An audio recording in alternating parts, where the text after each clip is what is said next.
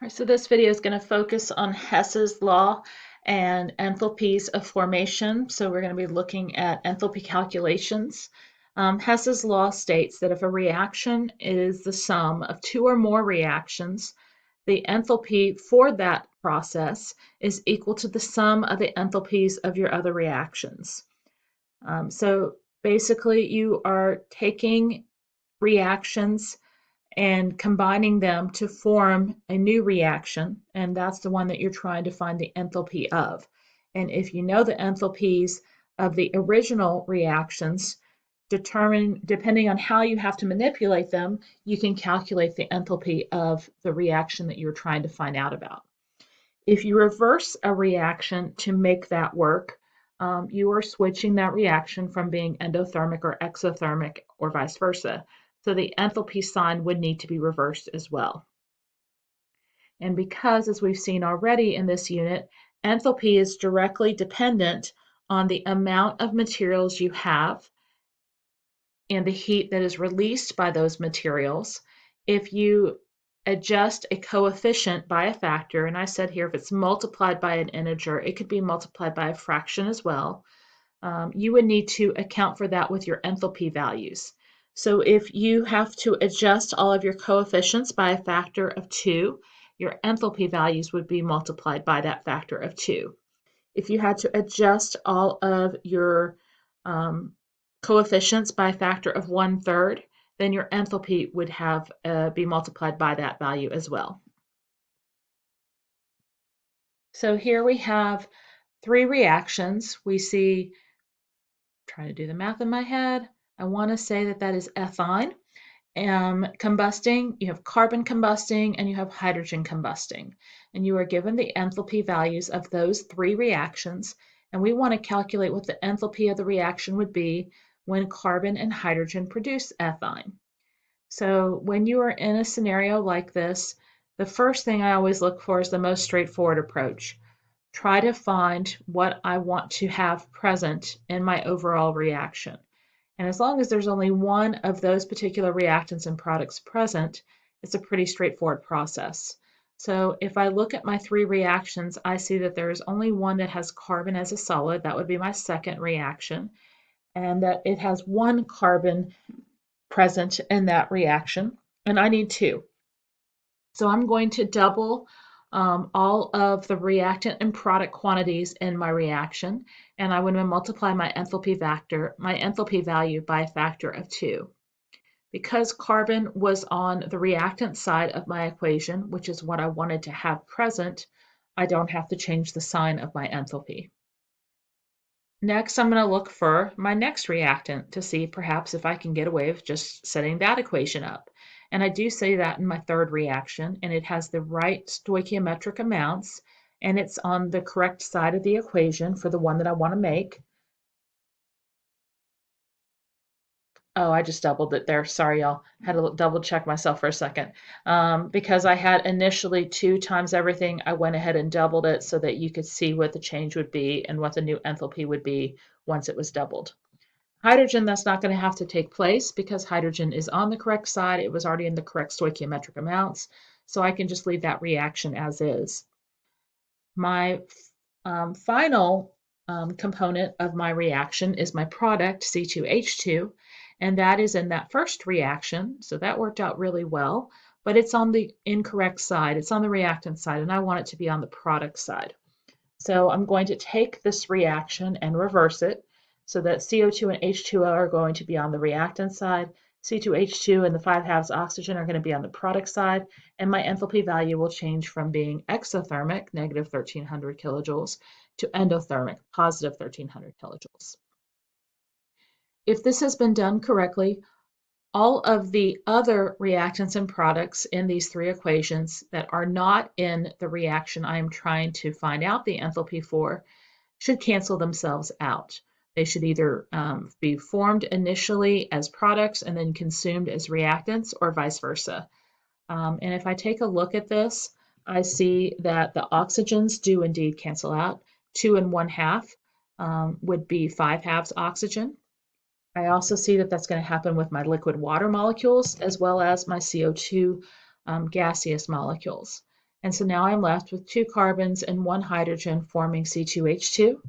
And I would add all 3 enthalpy values together to get the enthalpy of that particular reaction.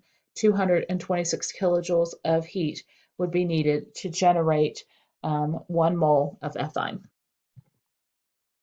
The bombardier beetle is going to use this explosive discharge as a defense measure. And the chemical reaction that is able to generate that, hydroquinone, is going to be involved in the oxidation of hydroquinone by hydrogen peroxide, produces quinone and water. And so this is the reaction we want to try to find the enthalpy for, and we're given 4 reactions that we can use to find that enthalpy value. So again, I start looking for my reactants. If I find a reaction with the reactant by itself, in this case I did with the first equation, I go ahead and use that one. This is set up in the correct stoichiometric amounts and on the correct side of the equation. So there is our first reactant. And then we have H2O2 also as a reactant. And if you look at your remaining equations, I see in the second equation a hydrogen peroxide molecule. It's the only other one I see one in, but it is on the wrong side of the equation. It's on the product side. We want it on the reactant side.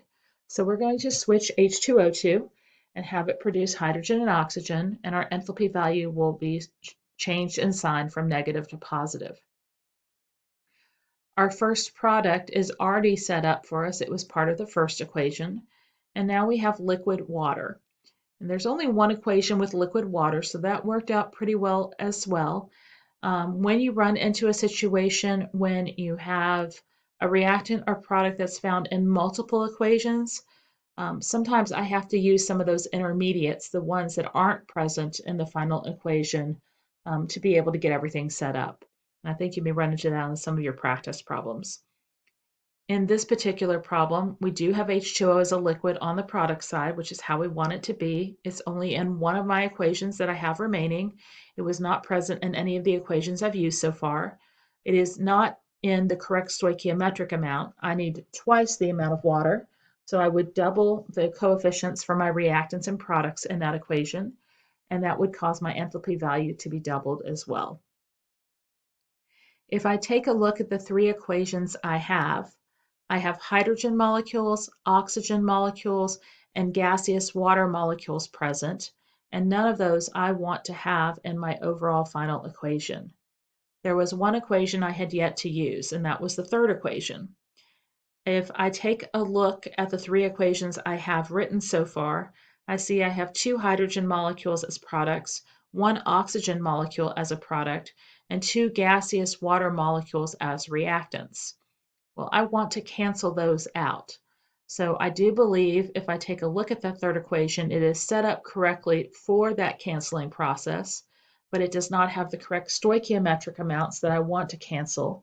I need to double the amount of hydrogen and oxygen and water that's present in that third equation, which would mean that I need to double my enthalpy value so that I can stoichiometrically remove all hydrogen, oxygen, and gaseous water molecules from this set of equations.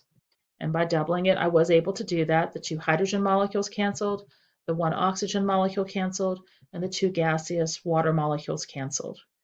I go ahead and take my reactants and my products, put them together, add up my enthalpy values, and I get the overall enthalpy value for this particular equation.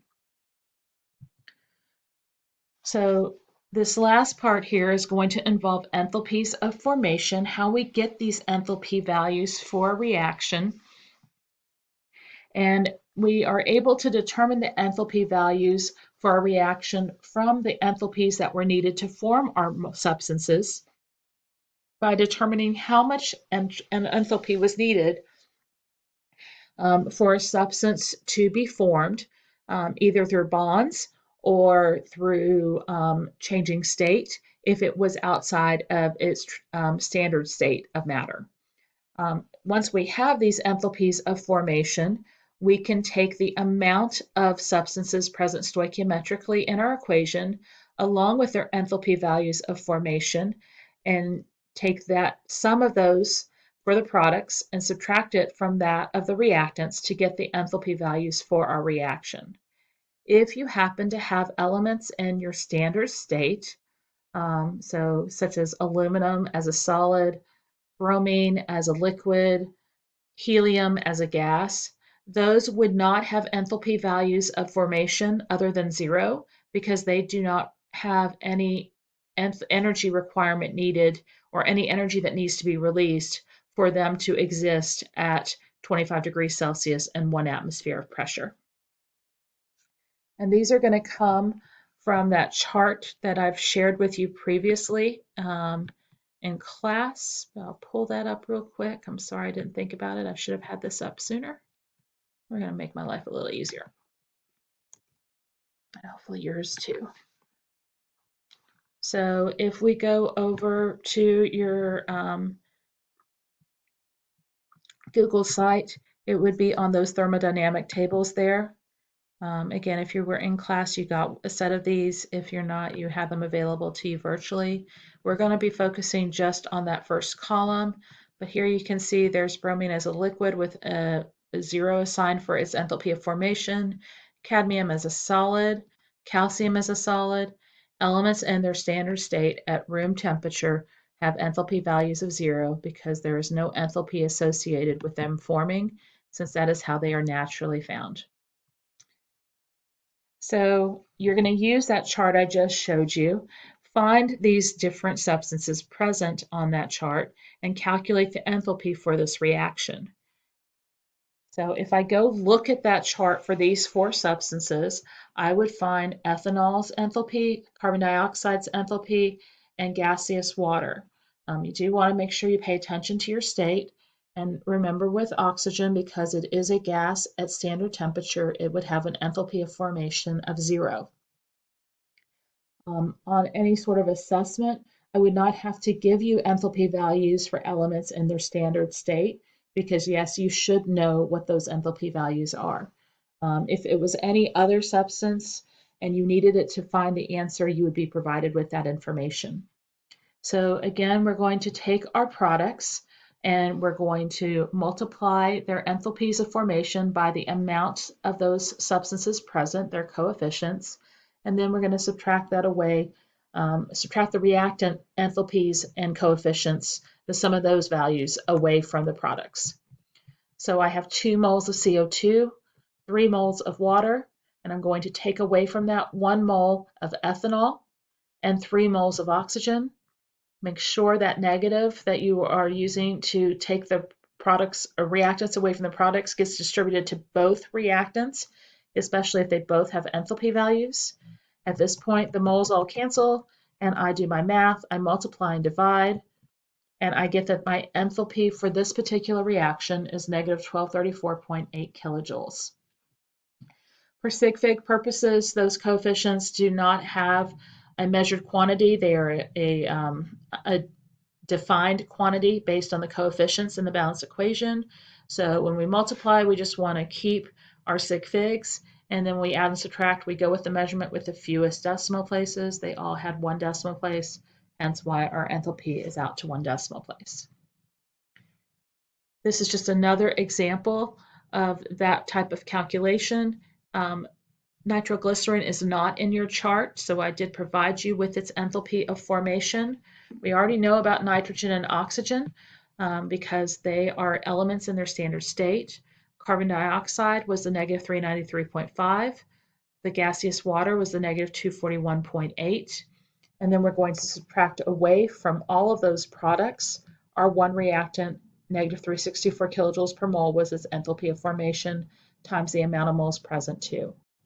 All the moles cancel. I do my multiplication and addition along with my subtraction, and I get negative 2842 kilojoules. This one did not have a decimal place because of that negative 364. The only other way I could ask you a question involving enthalpies of formation would be to ask you to find one of the reactants or products' enthalpies of formation if you were given the enthalpy of the reaction. And you know that this is this enthalpy of the reaction because it specifically says combustion. Combustion would be a reaction where we're taking, in this case, ethane and reacting it with oxygen. And when we do that, is going to produce carbon dioxide and gaseous water. We want to find, it says, what the enthalpy of formation is for C2H4. So we know what the enthalpy is for this particular reaction, and we can use our chart to find the enthalpies of CO2 and H2O. So those are included there. 2 times the negative 393.5 for CO2, 2 times negative 241.8 for H2O. We don't know what the enthalpy of formation is for C2H4. We know oxygen has an enthalpy of formation of 0. And that when we do our multiplication and then our summing, subtracting products minus reactants, all of those enthalpy values should equal that negative 1411.1 kilojoules. So if I go through and do my math, this would be one that you may want to do on your calculators, or you can do old school addition, subtraction, multiplication, and you will get that your enthalpy for this particular reactant, its formation enthalpy, is 140.5 kilojoules per mole.